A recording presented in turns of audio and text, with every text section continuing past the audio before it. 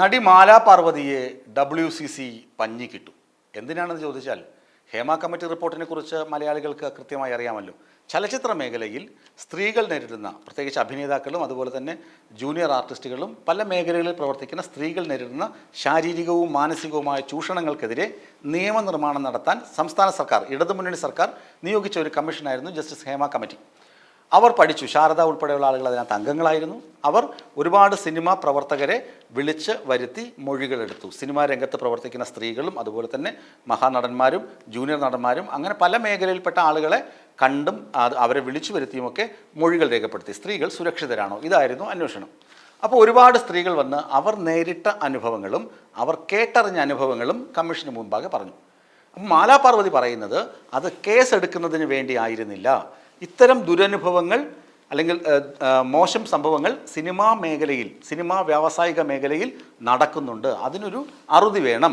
തൊഴിലിടത്ത് സുരക്ഷിതത്വം സ്ത്രീക്ക് വേണം, തുല്യ അവകാശം വേണം, തുല്യ നീതി ഉറപ്പാക്കണം, തുല്യ വേതനം വേണം. ഇങ്ങനെയുള്ള ആവശ്യങ്ങൾ പല നടിമാരും, എന്തിന് അമ്മയെ പ്രതിനിധീകരിച്ചു പോയ നടന്മാരുൾപ്പെടെയുള്ള ആളുകൾ കമ്മിറ്റി മുമ്പാകെ പറഞ്ഞത് ഒരു മോശം പ്രവണത സിനിമാ ഇൻഡസ്ട്രിയിലുണ്ട്, അത് മാറണം. അതിനുവേണ്ടിയാണ് സർക്കാർ ഈ കമ്മിറ്റിയെ നിയോഗിച്ചതും പഠിക്കാൻ ഏൽപ്പിച്ചതും. ഇത് വെറും അക്കാദമിക് താല്പര്യമായിരുന്നു. എന്നാൽ കമ്മിറ്റി റിപ്പോർട്ട് കിട്ടി 4 വർഷത്തോളം സർക്കാർ ഇത് പുറത്തുവിട്ടില്ല. ആദ്യമേ തന്നെ ഇത് പഠിച്ചിട്ട് ഹേമ കമ്മിറ്റി റിപ്പോർട്ട് ഇന്ന ശുപാർശകളുണ്ട്, ഞങ്ങൾ നടപ്പിലാക്കാൻ പോവുകയാണത് എന്ന് പറഞ്ഞിരുന്നുവെങ്കിൽ ഒരു പക്ഷേ ഇത്തരം വിവാദങ്ങളിലേക്ക് ഇപ്പോൾ നമ്മൾ കാണുന്ന പോലെ നടന്മാർക്കെതിരെയുള്ള ഈ ബലാത്സംഗ കേസുകൾ, ബലാത്സംഗ കുറ്റങ്ങൾ, നടിമാരുടെ വെളിപ്പെടുത്തലുകൾ, അതിലേക്കൊന്നും പോകാതെ തന്നെ ഹേമ കമ്മിറ്റി റിപ്പോർട്ട് നടപ്പിലായേനെ, അല്ലെങ്കിൽ ശുപാർശകൾ നടപ്പിലാക്കാൻ കഴിയുമായിരുന്നു. സർക്കാർ എന്ത് ചെയ്തു? ഇത് പഠിച്ചു നോക്കിയപ്പോൾ ഇതിനകത്ത് വരുന്ന ആരോപണങ്ങൾ ഗുരുതരമാണ്. ചില നടിമാർ പേര് പറയാൻ സമ്മതിച്ചു, ചിലർ പേര് വെളിപ്പെടുത്താതെ ചിലത് പറഞ്ഞു. അങ്ങനെ ഈ ആരോപണങ്ങൾ ഗുരുതരമാണെന്ന് കണ്ടപ്പോൾ സർക്കാർ ഇത് പെട്ടി മടക്കി പൂട്ടി അലമാരയ്ക്കകത്ത് വെച്ചു. അപ്പോഴാണ് വിവരാവകാശ നിയമം അനുസരിച്ച് പലരും ഈ റിപ്പോർട്ട് ആവശ്യപ്പെടുന്നതും അതിലെ കുറേ ഖണ്ഡികകൾ ഒഴിവാക്കി ഇത് പ്രസിദ്ധീകരിക്കുക, പുറത്തു കൊടുക്കുന്നതും. അങ്ങനെയുള്ള വിവരങ്ങൾ വന്നപ്പോഴാണ് നടിമാർ പ്രതിഷേധവുമായും അതുപോലെ തന്നെ വെളിപ്പെടുത്തലുകളുമായി, ഞെട്ടിക്കുന്ന വെളിപ്പെടുത്തലുകളുമായി പുറത്തു വന്നു. നടൻ മുകേഷ്, ലാലു, മണിയമ്പിള്ള രാജു, അതുപോലെ ജയസൂര്യ, അങ്ങനെ തുടങ്ങി ഒരുപാട് ആളുകൾക്ക് നേരെ വിമർശനം വന്നു. പല ആളുകൾക്കും എതിരെ കേസെടുത്തു. ചില ആളുകൾ ചില ആളുകളെ, മിക്കവാറും എല്ലാ നടന്മാരും തന്നെ മുൻകൂർ ജാമ്യത്തിൻ്റെ ഒരു പരിഗണനയിൽ, അല്ലെങ്കിൽ അതിൻ്റെ ഒരു പ്രൊട്ടക്ഷനിലാണ് ഇപ്പോൾ ജയിലിൽ പോകാതെ പുറത്ത് കഴിയുന്നത്. ചില നടിമാർ ഉടനെ തന്നെ പറയുന്നു, ഞാൻ ഇവർക്കുള്ള കേസ് പിൻവലിക്കുന്നു എന്ന് പറയുന്നു, ഇനി പിൻവലിക്കില്ല, മുന്നോട്ട് പോകുമെന്ന് പറയുന്നു. അങ്ങനെയുള്ള വാദങ്ങളും പ്രതിവാദങ്ങളും ഒക്കെ നടക്കുമ്പോഴാണ് മാലാ പാർവതിയുടെ വാക്കുകൾ ശ്രദ്ധേയമാകുന്നത്. മാലാ പാർവതി ഇവിടെ എങ്ങുമല്ല, സുപ്രീം കോടതിയാണ് സമീപിച്ചത്. എന്താണ് പറഞ്ഞത്? ഹേമ കമ്മിറ്റി തന്നെ വഞ്ചിച്ചു, തൻ്റെ സ്വകാര്യതയെ മാനിക്കാതെ ഹേമ കമ്മിറ്റി പ്രവർത്തിച്ചു. കാരണം എന്താണ്? ഹേമ കമ്മിറ്റിയുടെ ലക്ഷ്യം അക്കാദമിക് ലക്ഷ്യമായിരുന്നു ഉണ്ടായിരുന്നത്. അവിടെ ചെല്ലുമ്പോൾ തന്നെ പറഞ്ഞിരുന്നു, എൻ്റെ പേര് പുറത്തു വരരുത്, ഞാൻ എൻ്റെ അനുഭവങ്ങളും ദുരനുഭവങ്ങളും അതുപോലെ തന്നെ ഞാൻ കേട്ടറിഞ്ഞ കാര്യങ്ങളുമാണ് പറയുന്നത്.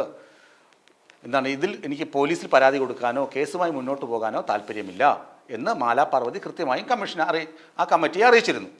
അപ്പോൾ ആ കമ്മിറ്റി ഇതൊക്കെ രേഖപ്പെടുത്തി. എന്നിട്ട് ഇപ്പോൾ ആ മൊഴി അനുസരിച്ച് ഹൈക്കോടതി പറയുന്നത്, അതിലുള്ള മൊഴികൾ അനുസരിച്ച് കേസെടുക്കാൻ പ്രത്യേക അന്വേഷണ സംഘത്തിന് അധികാരമുണ്ട് എന്ന തരത്തിൽ ഹൈക്കോടതിയുടെ നിർദ്ദേശം കൂടി വന്നപ്പോഴാണ് മാലാ പാർവതി ഇത്തരമൊരു ഹർജി സുപ്രീം കോടതിയിൽ കൊടുത്തത്.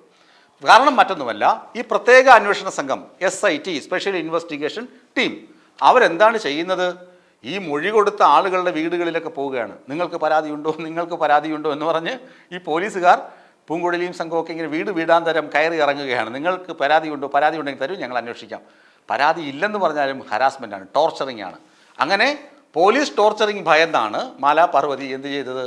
അയ്യോ, നിങ്ങൾ എന്നെ സംരക്ഷിക്കണ്ടേ, എനിക്ക് മര്യാദയ്ക്ക് സ്വസ്ഥമായിട്ട് ജീവിച്ചാൽ മതിയെ, എനിക്ക് വേറെ പ്രശ്നങ്ങളൊന്നുമില്ല. ഞാൻ പോയി പറഞ്ഞത് സിനിമാ രംഗത്ത് ചൂഷണങ്ങൾക്കെതിരെ ഒരു നല്ല നടപടി, നിയമനിർമ്മാണം വരികയാണെങ്കിൽ അതിന് സഹായകമാകട്ടെ എന്ന് പറഞ്ഞാണ് ഞാൻ പോയി മൊഴി കൊടുത്തത്. അല്ലാതെ പോലീസ് കേസിനോ പോലീസിൻ്റെ ബഹളത്തിനോ പോലീസ് ബന്ദോബസ്തിനോ വേണ്ടിയല്ല ഞാനിത് ചെയ്തത് എന്ന് മാലാ പാർവതി വിലപിച്ചാണ് സുപ്രീം കോടതിയിൽ പോയത്.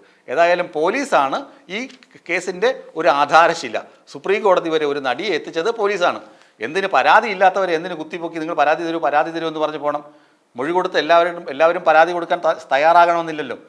കിട്ടിയ പരാതികളിൽ അന്വേഷിക്കുക, കൃത്യമായ നിയമ നടപടി സ്വീകരിക്കുക. അല്ലാതെ പരാതി തന്നില്ല എന്ന് പറഞ്ഞ് അവർ വീണ്ടും നിങ്ങൾക്ക് പരാതി ഉണ്ടോ എന്ന് ചോദിച്ച് പോലീസ് പോകുമ്പോൾ അത് പോലീസിൻ്റെ ആത്മാഭിമാനത്തിനും ക്ഷതമേൽക്കുന്ന സംഭവം തന്നെയാണ്. ഏതായാലും മാലാ പാർവതി സുപ്രീം കോടതിയെ സമീപിച്ചപ്പോൾ WCC, women collective in cinema, അവരങ്ങ് ഇളകി. പാർവതി തിരുവോത്തും സംഘവുമൊക്കെ ഇളകി മാലാ പാർവതിയെ പഞ്ഞി കെട്ടിട്ടുണ്ട്.